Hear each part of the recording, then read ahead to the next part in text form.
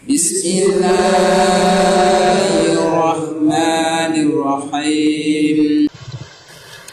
Assalamualaikum warahmatullahi wabarakatuh.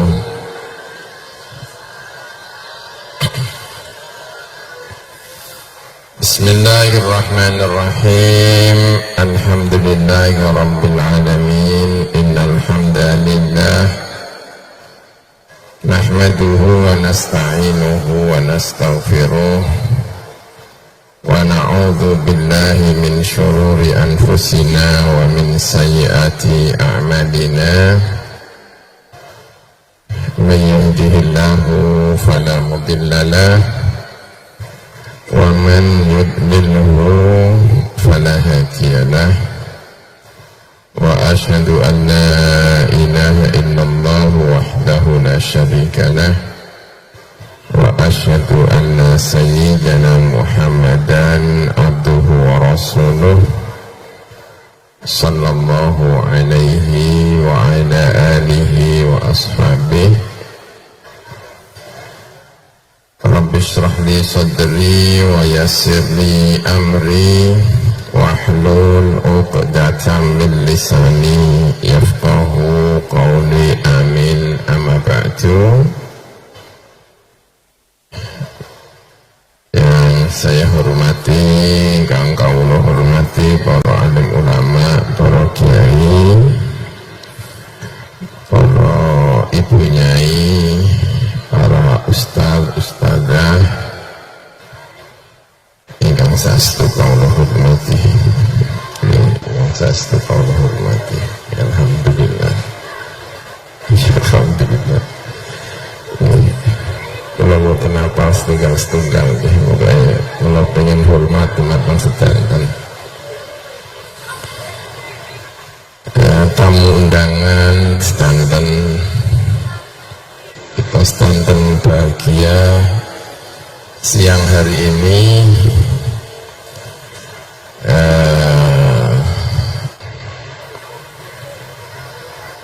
Senang sekali ikut hadir. Jadi saya sempatkan untuk datang ya. Di sarang saya juga ikut mengelola pendidikan, makanya saya senang ya, alhamdulillah bisa hadir. Santri-santri yang saya hormati, pendidikan ini bagian dari konsentrasinya Kanjeng Nabi Muhammad Sallallahu Alaihi Wasallam. Jadi adik-adik, ini bagian dari konsentrasi penting dari ajarannya Kanjeng Nabi Muhammad Sallallahu Alaihi Wasallam. Makanya Nabi itu kalau melihat santri-santri yang giat menyiapkan masa depan, ini Nabi sangat apresiasi sekali. Orang tua yang mempersiapkan putra-putranya selalu mendapatkan penghargaan dari Kanjeng Nabi.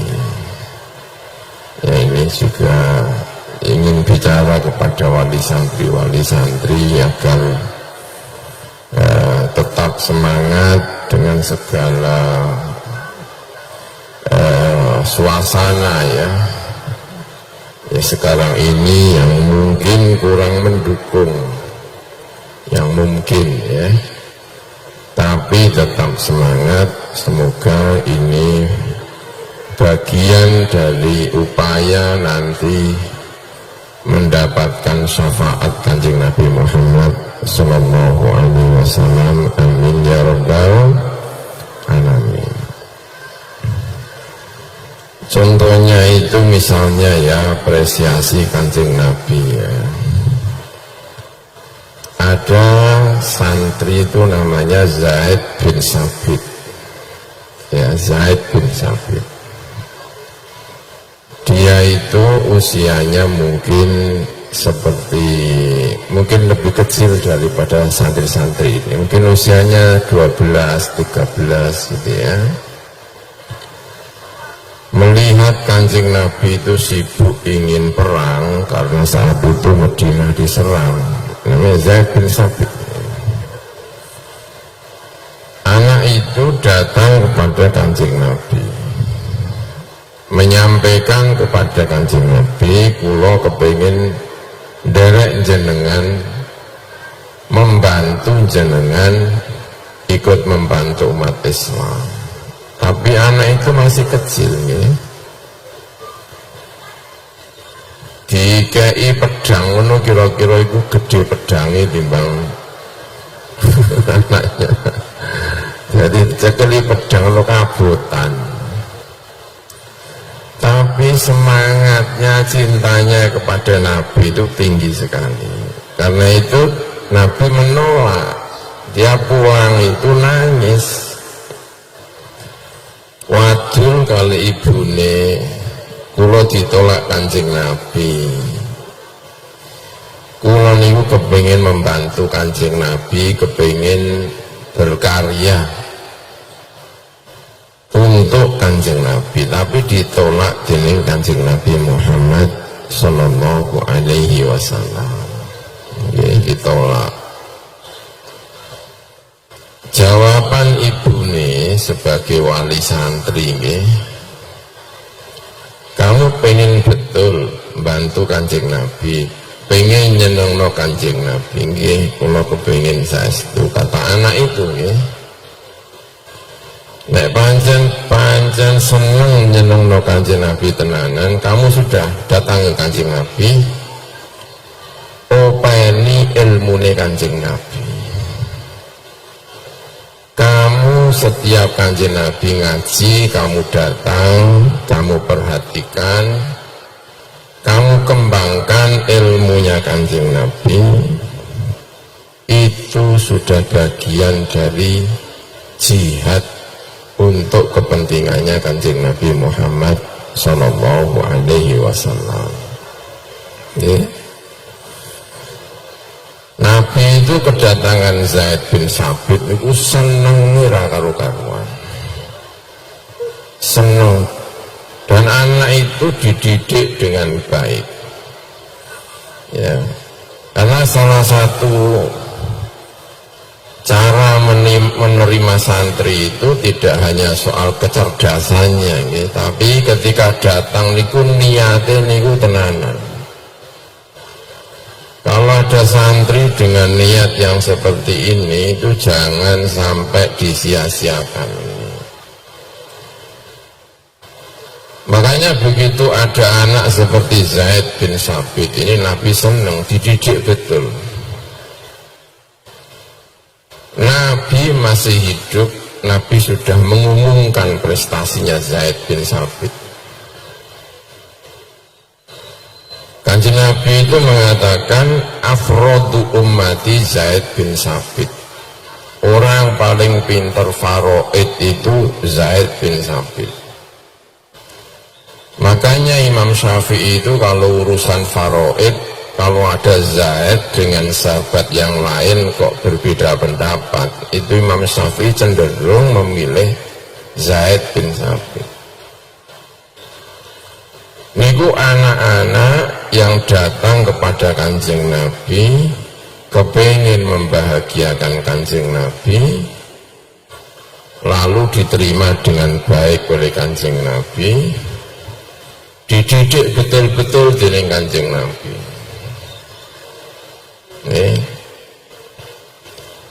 Di kemudian hari ini cerita cara membahagiakan Kanjeng Nabi. Di kemudian hari ya, semoga santri-santri ini semakin berprestasi diantaranya untuk membahagiakan Kanjeng Nabi Muhammad sallallahu alaihi wasallam ya. Di kemudian hari ketika ada panitia yang tugasnya mengumpulkan Al-Quran 30 juz. Ketika mau menunjuk panitia pengumpul Al-Quran, itu yang ditunjuk itu anak kecil itu tadi, Zaid bin Sabit, sebagai ketua panitia. Kenapa kok yang dipilih anak itu yang dipilih? Yang dipilih oleh Abu Bakar, yang dipilih oleh Utsman, itu anak tadi itu. Kenapa? Karena anak tadi itu saking sergepe,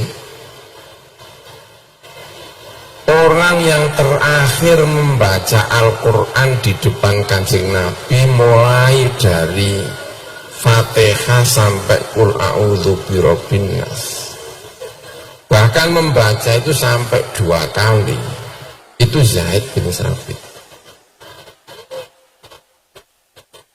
Sehingga Abu Bakar, Utsman itu tidak ragu untuk mengangkat dia sebagai ketua panitia,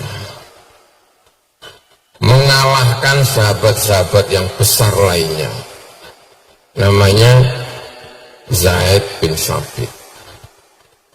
Anak yang datang dengan keinginan yang tinggi, dididik oleh Kanjeng Nabi, kendele ra karu-karuan, ya, wendel Zaid bin Sabit itu, ya,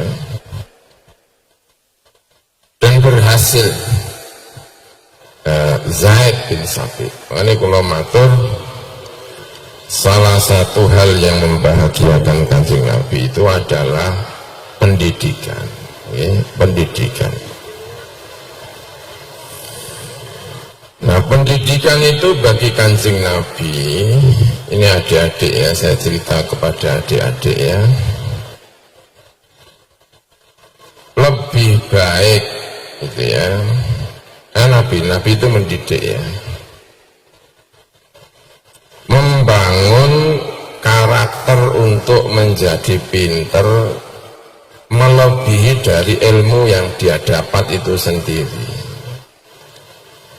Karena Nabi itu tidak mungkin mendidik santri dengan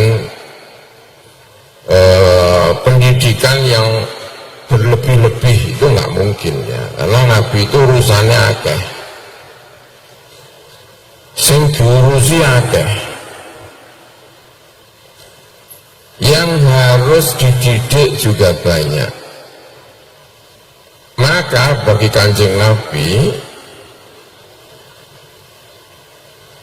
meninggalkan anak bermental juara itu Kanjeng Nabi lebih senang, karena Nabi itu dapat memastikan bahwa anak ini kalau saya lepas, berikutnya itu sudah tahu jalan menuju kepada kesuksesan. Itu Kanjeng Nabi Muhammad Sallallahu Alaihi Wasallam.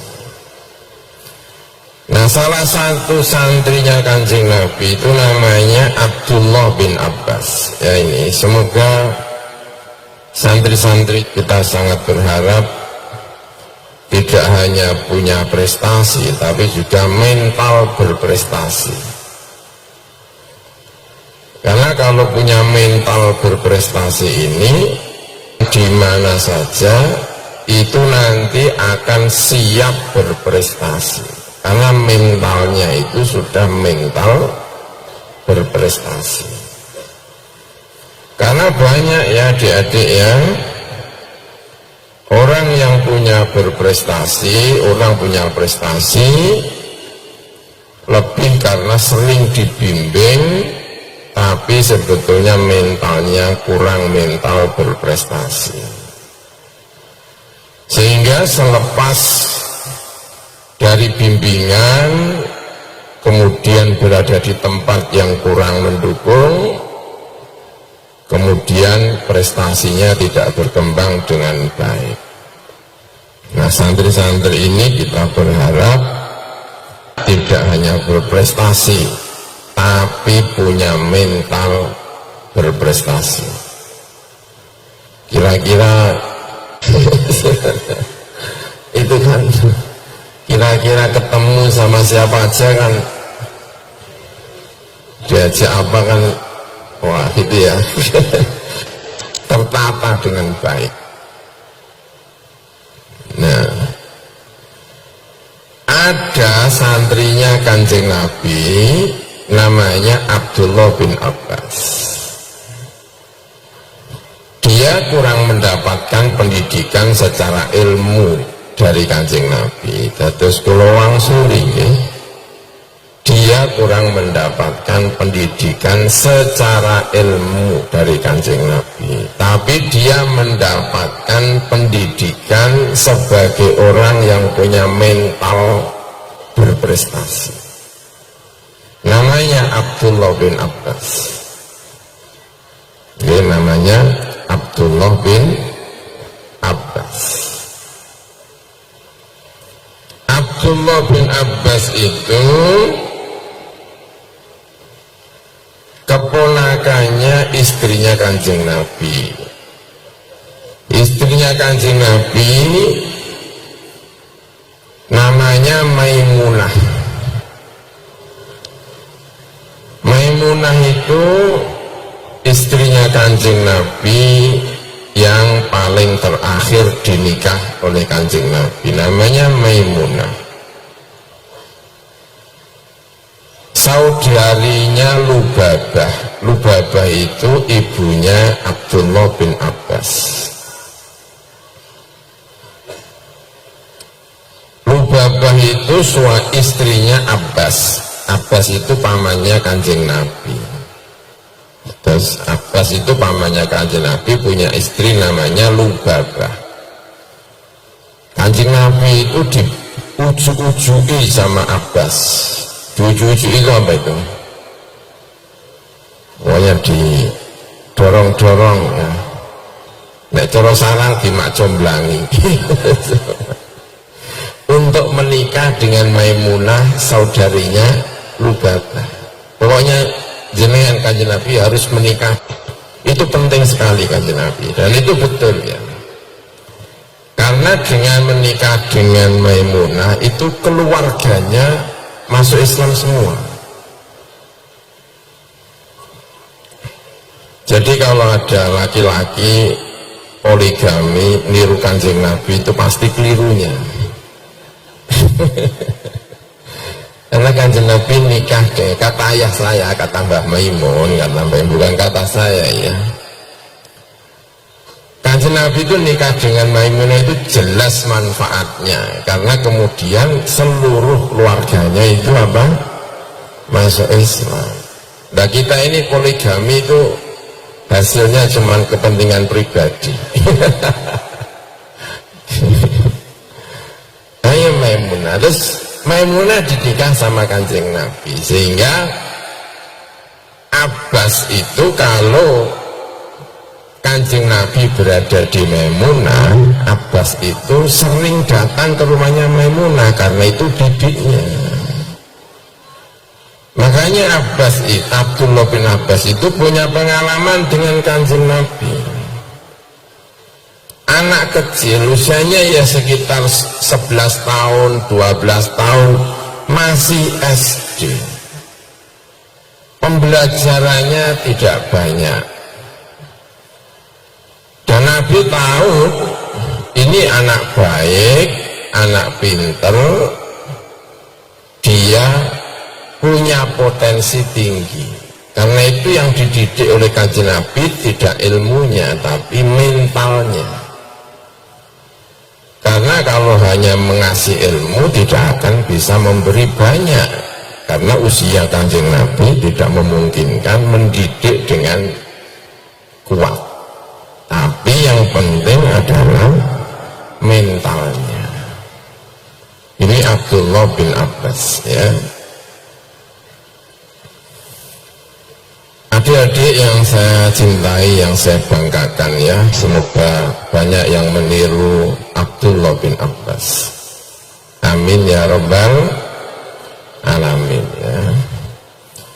Nah ketika Abdullah bin Abbas itu tinggal bersama Kanjeng Nabi di rumahnya Maimunah ya,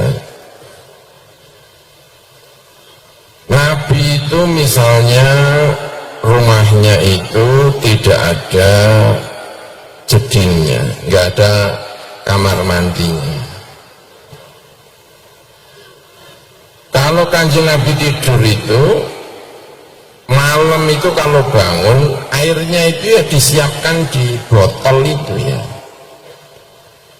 Jadi nggak seperti rumah kita ya. Bahkan kalau rumah kita itu kamar mandinya kita masukkan ke kamar ya, udah dekat sekali ya. Nabi itu nggak ada kayak gitu ya.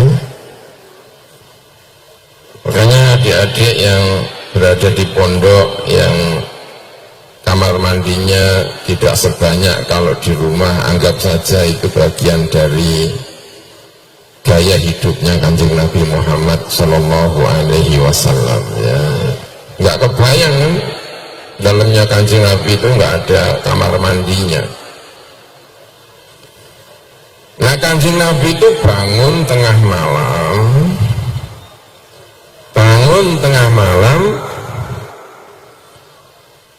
karena Nabi mesti bangun malam ya.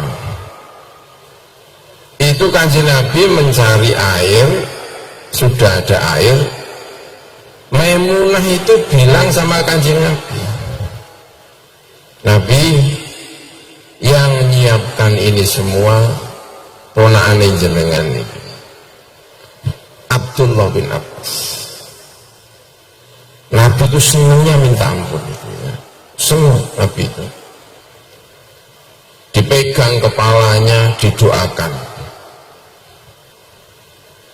Malam itu Abdullah bin Abbas ikut sholat bersama Kanjeng Nabi. Sholatnya itu berada di samping kirinya,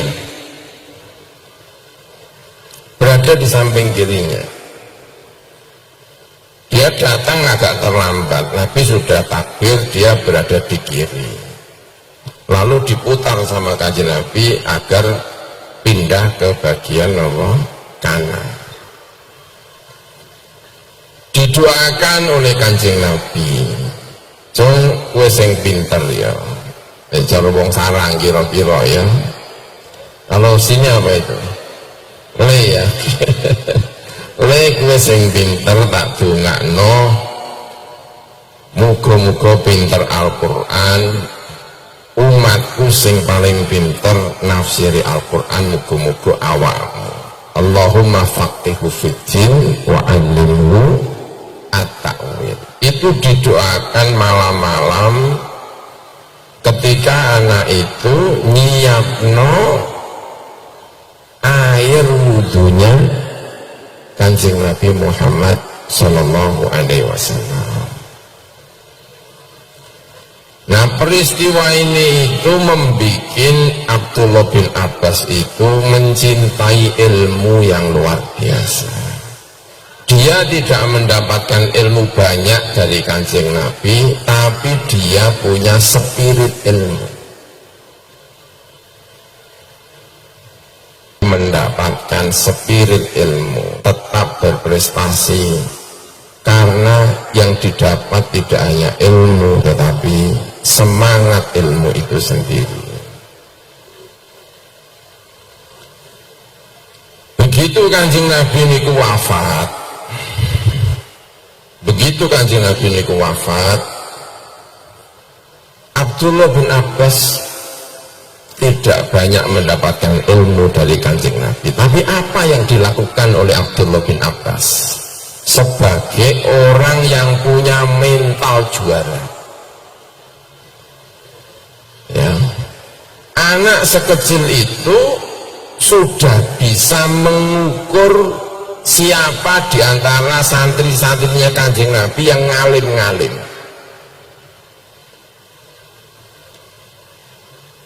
Nah, yang paling ngalim santrinya Kanjeng Nabi itu adalah Sayyidina Ali. Maka santrinya Ali yang paling pintar Abdullah bin Abbas. Abdullah bin Abbas itu juga tahu persis santrinya Kanjeng Nabi yang pintar itu Zaid bin Sabit.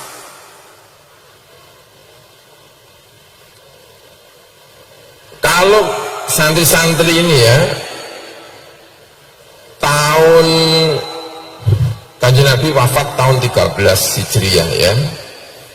Kalau santri-santri datang ke Madinah kira-kira tahun 15, tahun 16, lalu datang ke rumahnya Zaid bin Sabit, lalu di depan pintu itu ada anak setia menunggu keluar gurunya itu namanya adalah Abdullah bin Abbas. Anak itu merasa bahwa saya kurang mendapatkan ilmu dari Kanjeng Nabi, tugas saya adalah mengambil ilmunya Kanjeng Nabi yang sudah diberikan kepada murid-murid terbaiknya. Niku Abdullah bin Abbas. Dia kurang mendapatkan ilmu dari Kanjeng Nabi, tapi mendapatkan yang lebih baik dari itu, yaitu adalah semangat mencari ilmu, mental juara. Ya, santri-santri yang saya hormati, karena itulah banyak santri-santri yang dulunya tidak berprestasi, tiba-tiba ketika keluar dia berprestasi. Kenapa? Karena yang dia dapat dari sekolahannya tidak hanya prestasi, tetapi mental untuk berprestasi. Dan itu harganya mahal sekali. Santri-santri yang saya hormati ya, dan kita kalau membaca sejarahnya para alim ulama, itu orang-orang yang menemukan mental prestasi dari tempat-tempat yang baik ya. Dari tempat-tempat yang baik. Misalnya kita cerita tentang Imam Malik ya, Imam Malik. Imam Malik itu mungkin kanak-kanaknya itu ya, mungkin ya ketika kanak-kanak itu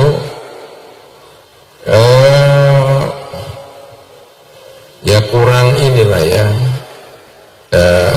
karena yang saya baca itu Imam Malik itu mendapatkan keinginan mencari ilmu itu melalui ibunya dan gurunya. Imam Malik yang saya baca itu waktu kecil itu senengnya itu belajar nyanyi, cita-citanya itu kepengen jadi penyanyi. Kira-kira nonton ya santri nengkene iki bendino penggaweane menyanyi ya. Cita-citanya itu jadi penyanyi. Dibodoni karo ibune. Yaitu enggak bodoni ya, tapi motivasi dari ibunya. Kandani karo ibune. Nak, tak kandani ya nak. Penyanyi itu walaupun suaranya itu baik, tapi nek wajahnya gak menarik, sing ngrungokno rasa-rasa. Iku jerene ibune sinten? Imam Malik. Jadi nek ana penyanyi ini walaupun suaranya itu baik, tapi kalau wajahnya kurang menarik, iku sing ngrungokno rasa-rasa. Tapi kalau kamu punya ilmu, wajahmu kurang menarik, bojomu insya Allah ayu. Itu semua orang tertarik, semua orang mendengarkan. Datang ke atas wajahnya kurang menarik, tapi begitu bicara yang dibicarakan itu menarik, yang dibicarakan itu penuh dengan ilmu, wajah sing ora pati ganteng tertutupi semua dengan ilmunya. Itu nasihat ibunya kepada Imam Malik. Nah setelah itu Imam Malik ngaji kepada kiai besar di Madinah namanya Robi'atul Ra'yi, namanya Robi'atul Ra'yi, ya, namanya Robi'atul Ra'yi. Pesannya ibunya kepada Imam Malik, karena Imam Malik kecil itu kemudian mau ngaji untuk pertama kalinya. Setelah sekian lama itu senengannya nyanyi, terus kepingin ngaji diserbani sing ganteng. Karena pakaian itu penting, ya, pakaian itu penting. Sedih kayak apapun itu, kalau pakaiannya masih rapi, insya Allah selamat. Tapi kalau sudah sedih, pakaiannya cumpang camping, itu alamat suwe ya. Alamat sedihnya lama ini. Tapi kalau sedih tetap rapi, keluar tetap dandan, pokoknya itu pertama kali dikasih serban yang rapi, berangkat sekolah. Kata ibunya kepada Imam Malik, ta'annam min adabihi qabla ilmihi. Kamu kalau ketemu dengan Robi'ah, kamu harus belajar adabnya dulu sebelum kamu belajar apa? Ilmunya. Kamu harus terpengaruh dulu oleh orangnya sebelum kamu terpengaruh oleh ilmunya. Karena kalau kamu pertama kali dengan gurumu itu yang dipengaruhi adalah perilaku gurunya, itu langkah berikutnya niku terbantu dengan baik. Kalau kita masuk sekolah, insya Allah sekolah itu jadi gampang.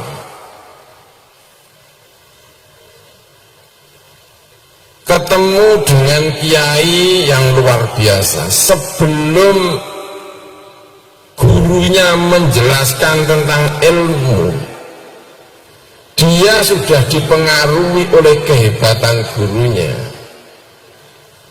Langkah-langkah berikutnya niku sekolah nu kira-kira gak patek ngantukan. Nggih. Sekolah niku ora patiya napa ngantukan. Kula niku gadah kanca niku masyaallah mesakno nggih.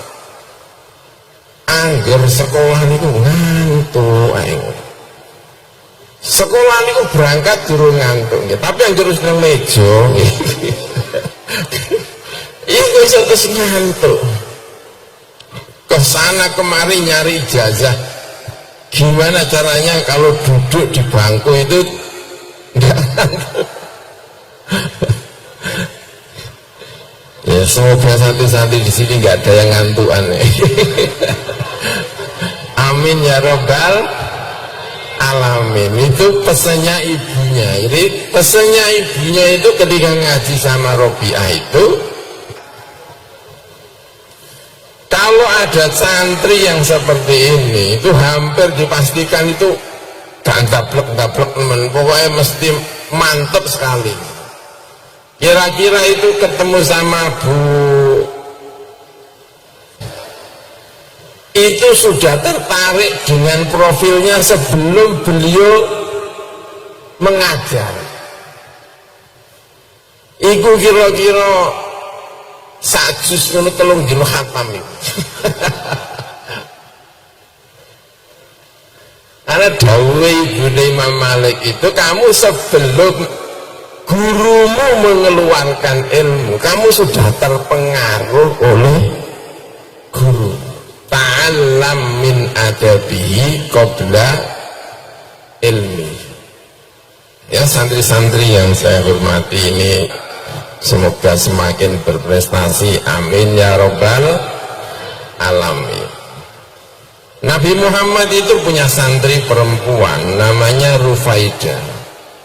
Sudah pernah dengar belum santri-santri? Semoga sering mendengarkan cerita tentang Rufaidah. Namanya Rufaidah. Saya punya bulik namanya Rufaidah, panggilannya Ida.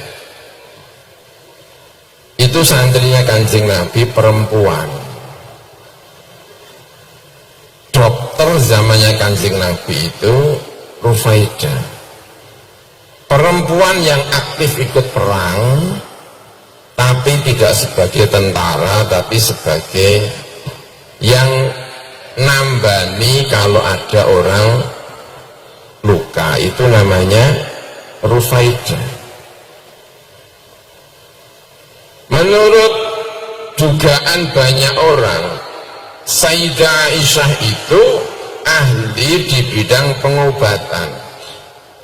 Itu yang mengajari menurut banyak dugaan ya Rufaidah, namanya Rufaidah. Dan itu diizinkan oleh Kanjeng Nabi ikut perang Khandaq yang berdarah-darah itu.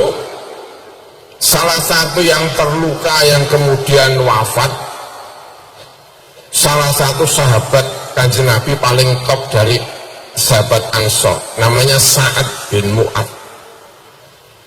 Saat luka, yang merawat adalah Rufaidah, ya, yang merawat adalah Rufaidah.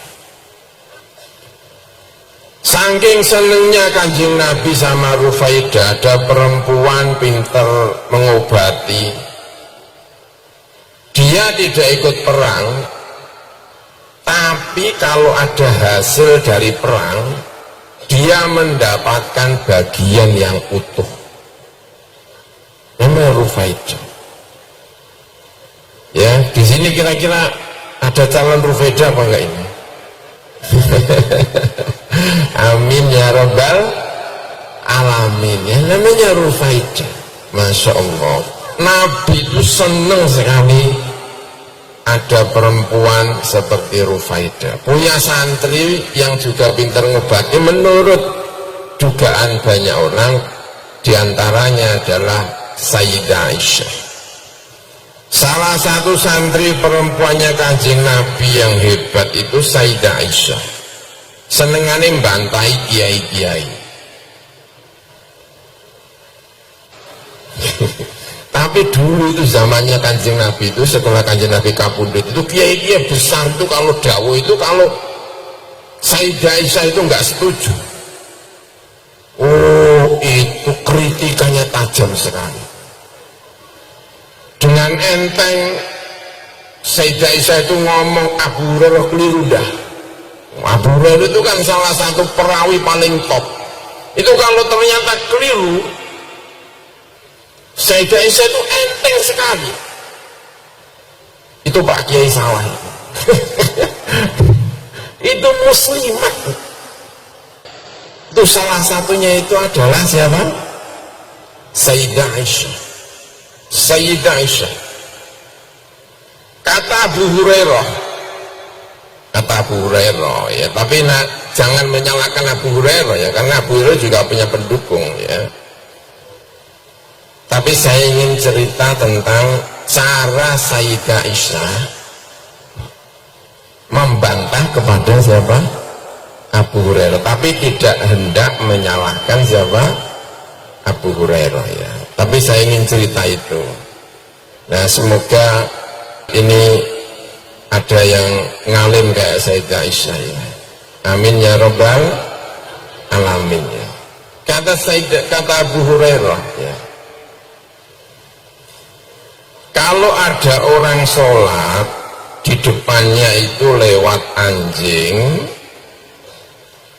lalu lewat himar dan lewat perempuan, sholatnya batal. Nah, itu ada riwayat, dan itu secara fikih ada yang mendukung. Makanya saya tidak ingin menyalahkan Abu Hurairah ya, tapi saya ingin cerita tentang caranya Sayyidah Aisyah membantah. Kata Sayyidah Aisyah apa coba ya? Jadi kata, kalau ada orang sholat lewat anjing depannya, lewat apa? Himar, lewat perempuan, sholatnya batal. Gitu. Kata Sayyidah Aisyah itu lucu, itu ngawur itu katanya. Secara gampang, cara ngomong sarang gitu ya. Ngomong sarang kan omongannya untuk kasar. Kami perempuan disamakan dengan anjing. Kata Sayyidah Aisyah itu.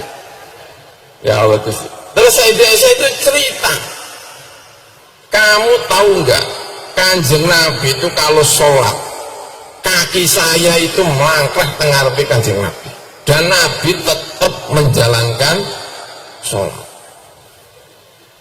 Jangankan lewat, saya itu nggak lewat, saya tetap tidur di depannya Kanjeng Nabi dan sholatnya nggak batal. Nah itu cara membantahnya siapa? Sayyidah Aisyah. Ibu-ibu mesti senang.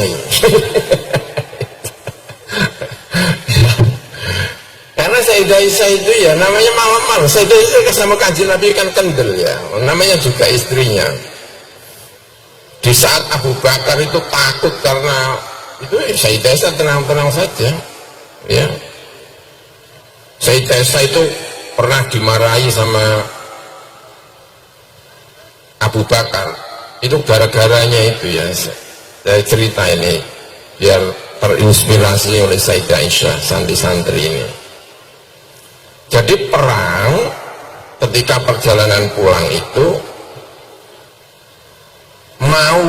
mau pulang nggak jadi-jadi. Kenapa? Sayyidah Aisyah itu kehilangan kalung. Kehilangan kalung, goleki kalungi, padahal itu rombongan hilang bis, bisa gak melaku-melaku gara-gara Sayyidah Aisyah kehilangan kalung. Lah Kanjeng Nabi itu ya ngerti bojone kehilangan kalung, diparani melu goleki. Jadi Nabi niku goleki kalunge Sayyidah Aisyah. Yang golek kalungnya Sayyidah Aisyah. Sahabat-sahabat itu jejeri Abu Bakar. Ya sahabat itu ya rada antik-antik gitu. Delok le Abu Bakar, wong semene iki gak sido berangkat-berangkat gara-gara anake sampean niku. Ya ini sahabat-sahabat iku. Anaknya kan Sayyidah Aisyah, yang ngono ya, Sayyidah itu gara-gara niku. Abu Bakar kan sumpah diparani Sayyidah Aisyah. Kanjeng Nabi rupane goleki kalung keselen, sare teng pangkoane Sayyidah Aisyah, di pangkuan Sayyidah Aisyah.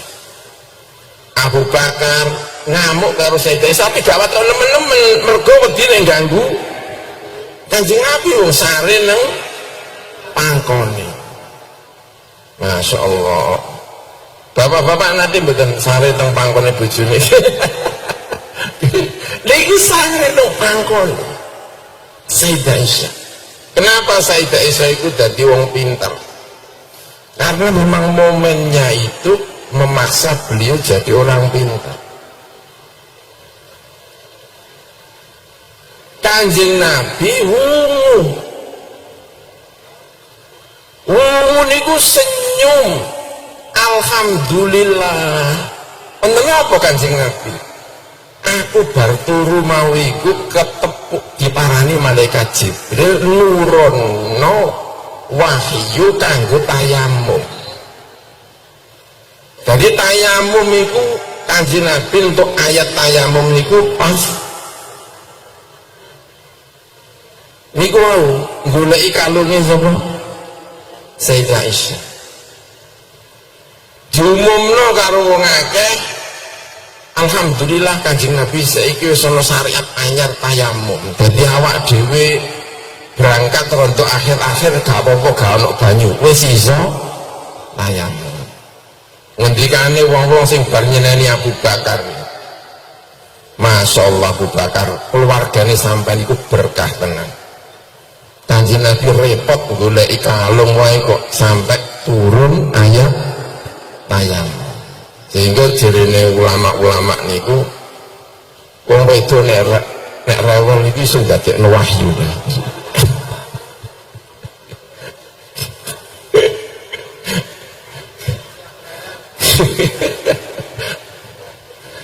Niku Sayyidah Aisyah. Kenapa Sayyidah Aisyah niku pinter? Karena itu tadi. Ya. Itu tidak hanya Abu Hurairah yang dibantah karo Kanjeng karo Sayyidah Aisyah itu nggih. Abdullah bin Umar, Abdullah bin Abbas, ulama-ulama besar itu pernah dibantah dening sinten? Sayyidah Aisyah. Santri-santri yang saya banggakan, semoga pada pintar-pintar, amin ya robbal alamin. Wonten sing dadi Sayyidah Aisyah, ada yang jadi sinten Rufaidah. Santri-santri ini Kanjeng Nabi banyak yang pintar ya. Ummu Salamah, Masya Allah. Kanjeng Nabi nek ngelem Ummu Salamah luar biasa. Salah satu istrinya Kanjeng Nabi yang cerdas, yang pintar mendidik itu Ummu Salamah. Itu pintar mendidik, melahirkan banyak orang pendidik top. Salah satunya adalah Ummu Salamah. Ini para rawuh dados santri-santri pertama ingkang saged kula aturaken ya tadi itu pilih semoga santri menika terinspirasi. Prestasi itu tidak hanya soal ilmu tetapi punya mental untuk juara. Yang dia dapat semoga tidak hanya ilmu tetapi semangat ini ada di hati adik-adik menika. Yang nomor kali ya, ilmu apapun yang akan dikembangkan niku bagian dari sesuatu sing dadekno Kanjeng Nabi Muhammad sallallahu alaihi wasallam menika banget senengipun. Kanjeng Nabi ningali adik-adik yang semangat pasti senengnya itu luar biasa ya. Kula mboten saged lami-lami nggih niki pun siang sangat iki pokoknya pun cekap mugi-mugi ingkang kula aturaken menika wonten manfaatipun nggih kirang langkungipun nyuwun ageng sami mugi-mugi sedanten dipun barokahi dening Allah Subhanahu wa taala. Amin ya rabbal alamin. Amin ya rabbal alamin. Al-Fatihah. Bismillahirrahmanirrahim. Alhamdulillahirabbil alamin. Arrahmanir rahim. Maliki yaumiddin. Iyyaka na'budu wa iyyaka nasta'in. Ihdinas siratal mustaqim. Siratal ladzina an'amta 'alaihim ghairil maghdubi 'alaihim waladdallin. Amin. Bismillahirrahmanirrahim. Allahumma lakal hamdu ala hidayatika wa taufiqik wa lakal syukru ala ni'amika sabilah wa alaika zahira wal batinah. Allahumma la nuhsi thana'an alaik anta kama athnita ala nafsik falakal hamdu wa lakal syukru hatta tarda. Allahumma salli wa sallim wa barik ala sayyidina Muhammad wa ala alihi wa sahbihi. Allahumma inna zalamna anfusana zulman katsiran wa la yaghfiru dhunuba illa anta faghfir lana maghfiratan min 'indik warhamna innaka antal ghafurur rahim. Allahumma ighfir lana ma qaddamna wa ma akharna wa ma asrarna wa ma a'lanna wa ma asrafna wa ma anta 'alamu bihi minna antal muqaddim wa antal muakhir la ilaha illa anta Allahumma inna nas'aluka bi'annaka anta Allahu alladhi la ilaha illa anta an taj'ala fi qulubina nuran namshi bihi ila siratikal mustaqim. Allahumma nawwir qulubana, Allahumma nawwir sudurana, Allahumma imla qulubana ya Rabbana bihubbi al-ilm wa bihubbi ahli al-ilm wa bihubbi majlisil ilm wa bihubbi al-ijtihadi fi talabil ilm. Warzuqna ya Rabbana warzuq awladana wa tullabana wa talibatana hayat al-iman wa hayat al-islam wa hayatan fi kanafil ilmi. Rabbana zalamna anfusana wa illam taghfir lana wa tarhamna lanakunanna minal khasirin. Rabbana atina fid dunya hasanah wa fil akhirati hasanah wa qina adzaban nar. Wa sallallahu ala sayyidina Muhammad wa ala alihi wa sahbihi wa baraka wa sallam. Walhamdulillahi rabbil alamin. Bisirril Fatihah. Bismillahirrahmanirrahim. Alhamdulillahi rabbil alamin. Arrahmanirrahim. Maliki yaumiddin. Iyyaka na'budu wa iyyaka nasta'in. Ihdinas siratal mustaqim. Siratal ladzina an'amta 'alaihim ghairil maghdubi 'alaihim waladdallin. Amin. Makaten kirang langkung panjenengan bangsami. Wassalamualaikum warahmatullahi wabarakatuh.